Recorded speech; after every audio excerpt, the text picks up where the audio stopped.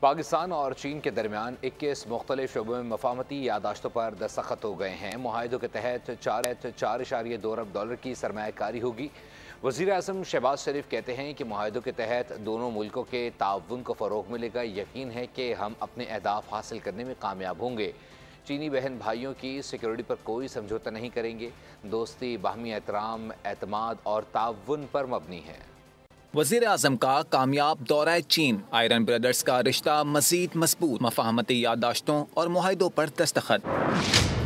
پاکستان اور چین کے درمیان 21 مختلف شعبوں میں مفاہمتی یادداشتوں کے تبادلے ہو گئے۔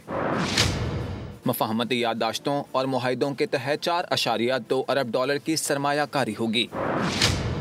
پیٹرو کیمیکل، آئرن، شمسی توانائی کے شعبے میں تعاون کو فروغ دیا جائے گا۔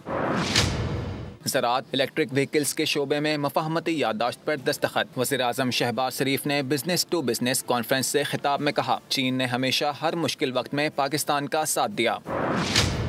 چین کے تعاون سے سی پیک کے علاوہ اورنج ٹرین اور مختلف ڈیمز کی تعمیر ہوئی۔ وزیر اعظم نے سرمایہ کاروں کے درمیان مفاہمتی یادداشتوں کا تبادلہ خوش آئند قرار دیا۔ $33 billion investment was made by Chinese companies in Pakistan, all because of President Xi Jinping's visionary and dynamic leadership and support to Pakistan.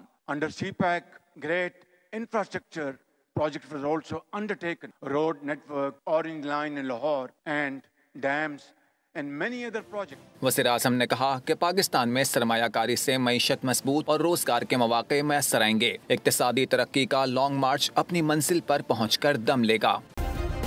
Subscribe کریں اور بیل دبائیں تاکہ کوئی خبر رہ نہ جائے۔